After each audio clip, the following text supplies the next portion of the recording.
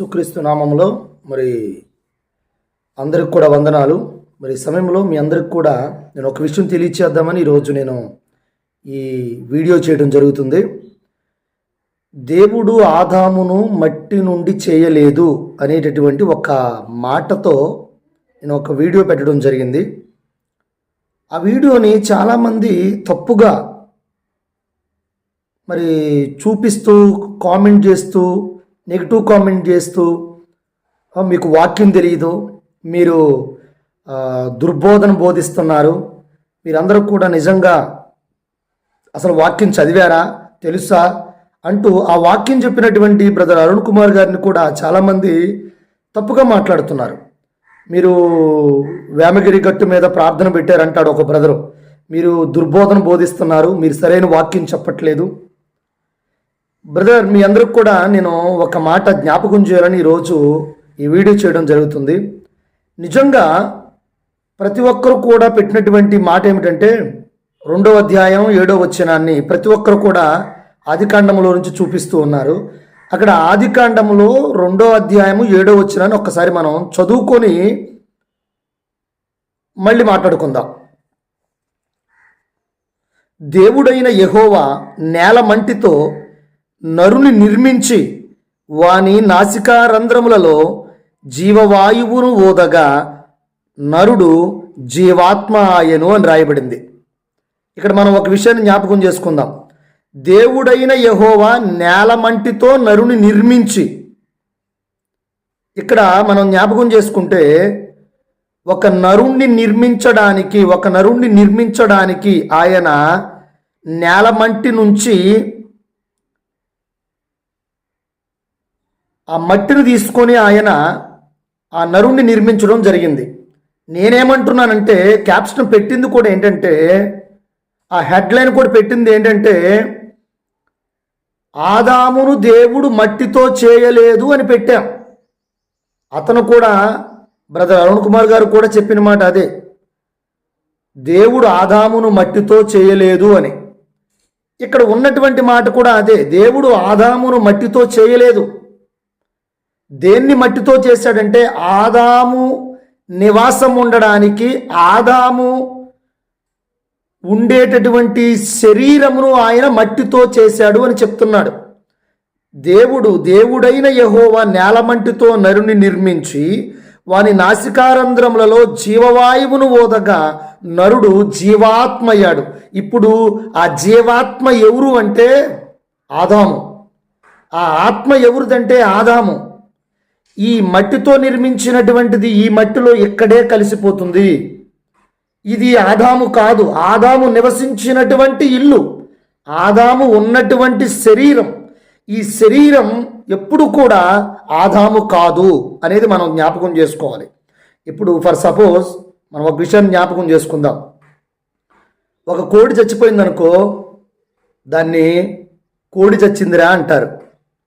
లేదా ఒక గేదో, ఒక దున్నపోతో, ఒక జంతువు, ఒక మేకో ఏదో ఒకటి చచ్చిపోయిందనుకో, మేక చచ్చిపోయిందిరా అంటారు, మేక చచ్చిందిరా అంటారు, ఆ మేకను అక్కడి నుంచి తీయండిరా అంటారు.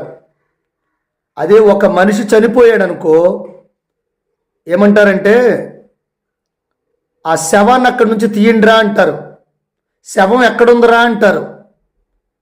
కాబట్టి మనం ఇక్కడ జ్ఞాపకం చేసుకోవాల్సిన విషయం ఏంటంటే, భూమి మీద ఉన్నటువంటి జంతువులలో దేనికి కూడా దేవుడు ఆత్మను వదలేదు, ఆత్మను ఇవ్వలేదు. మరి ఎవరికి ఆత్మనిచ్చాడు?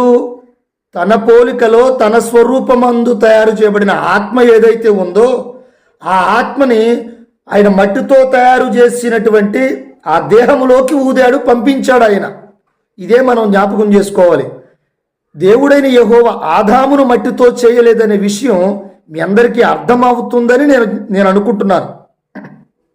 చాలామంది కూడా నెగిటివ్ స్క్రోల్స్ పెడుతూ, మరి అదేవిధంగా బయట ఉన్నటువంటి సమాజానికి వీళ్ళే కొట్టుకుంటున్నారు, వీళ్ళే తగువులు పెట్టుకుంటున్నారు, క్రైస్తవుల్లోనే ఒక ఏకత్వం లేదు, వీరికే సరిగ్గా వాక్యాలు తెలియదు అనేటటువంటి భ్రమలోకి తీసుకెళ్తున్నారు అందరూ కూడా.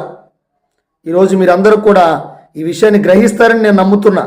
ఎందుకంటే ఆయన చెప్పినటువంటి వాక్యంలో మీకు ఈ ఒక్క మాటలోనే మీకు తప్పులు కనపడుతున్నాయి. ఈ ఒక్క మాటనే తీసుకొని ఇది తప్పు అని చూపిస్తున్నారు. మిగతాట్లో తప్పు ఎందుకు పట్టలేకపోతున్నారంటే అందులో తప్పు లేదు కాబట్టి.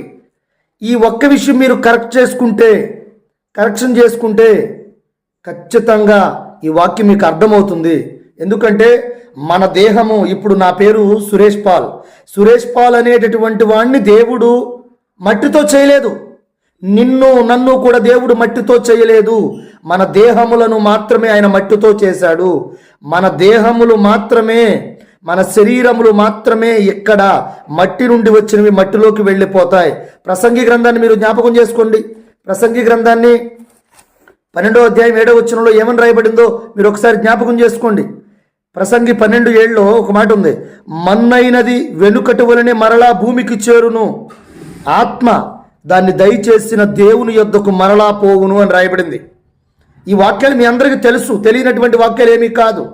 కానీ సాతాను మనల్ని గలిబిలి చేస్తున్నాడని ఈరోజు మనం జ్ఞాపకం చేసుకోవాలి. సాతాను మనల్ని భ్రమలోకి నెట్టేస్తున్నాడు. మరి మన్నైనది మట్టిలోకి వెళ్ళిపోతుంది.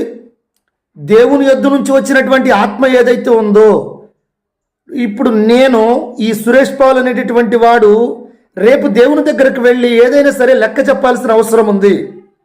లేకపోతే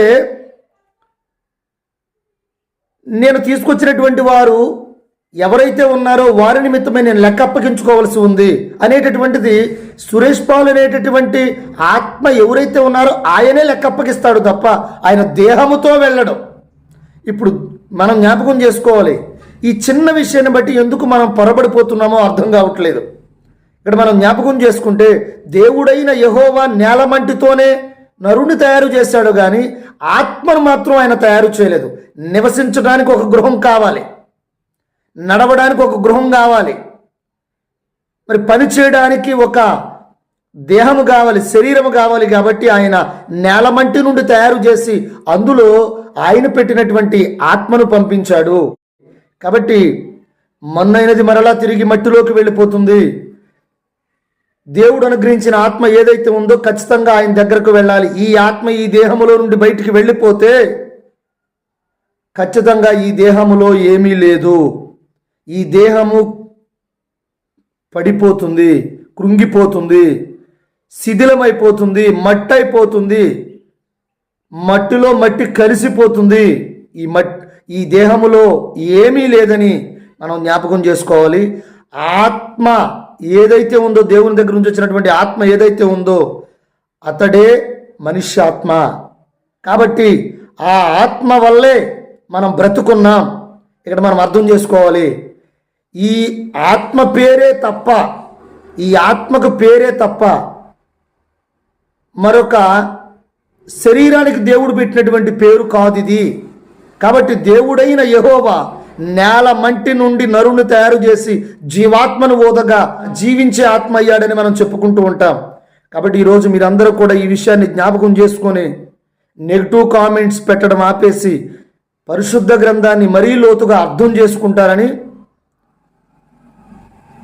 మిమ్మల్ని అందరినీ హృదయపూర్వకంగా కోరుకుంటున్నాను. God bless you all.